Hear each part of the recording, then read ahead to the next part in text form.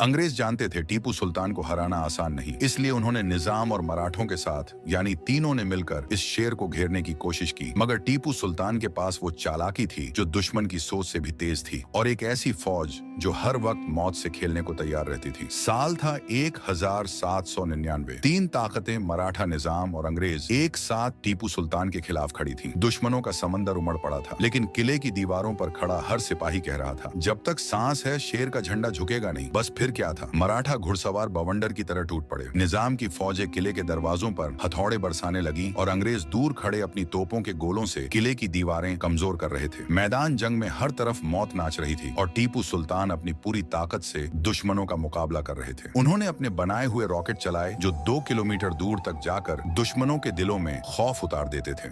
उन्हीं रॉकेटों से टीपू सुल्तान ने दुश्मनों में अफरा तफरी मचा दी। दुश्मन दहशत से कांप उठे, मगर गद्दारी ने सब कुछ बर्बाद कर दिया। किले का एक दरवाजा भीतर से खोल दिया गया। दुश्मन अंदर दाखिल हुए और हमला कर दिया। मराठा निजाम और अंग्रेज तीनों तरफ से वार कर रहे थे। जंग कई घंटों तक चली। लाशों के ढेर लग गए, खून से मिट्टी लाल हो गई। अब टीपू सुल्तान भी जख्मी हो चुके थे, मगर शेर मैसूर ने तलवार नहीं छोड़ी। आखिरकार अंग्रेजी गोली ने उनकी छाती छलनी कर दी। वो जमीन पर गिरे और आखिरी सांसों में कहा, शेर की एक दिन की जिंदगी गीदड़ की 100 साल की जिंदगी से बेहतर है। और फिर शेर महसूस शहीद हो गए। मगर कहानी यहीं खत्म नहीं हुई। उनकी मौत के बाद एक बड़ा रहस्य सामने आया। दुश्मनों ने जब मैदान जंग की तलाशी ली तो उन्हें टीपू सुल्तान के लोहे के रॉकेट मिले, जिन्हें देखकर अंग्रेज हैरत में रह गए। उनके कमांडर ने कहा, ये तो आग के तीर हैं, इसके सामने तो हमारी तोपें भी कुछ नहीं। वो रॉकेट ब्रिटेन ले जाए गए और फिर टीपू सुल्तान के रॉकेटों से ही यूरोप में नए जंगी हथियारों का द्वार शुरू हुआ। यानी जिस हथियार से टीपू सुल्तान ने दुश्मनों को हिला दिया था, वही हथियार आगे चलकर यूरोपीय जंगों में इस्तेमाल हुआ और उसी रॉकेट ने यूरोप को नए हथियार बनाने का रास्ता दिखाया। इतिहास गवाह है, टीपू सुल्तान को तीनों ताकतों ने मिलकर मारा।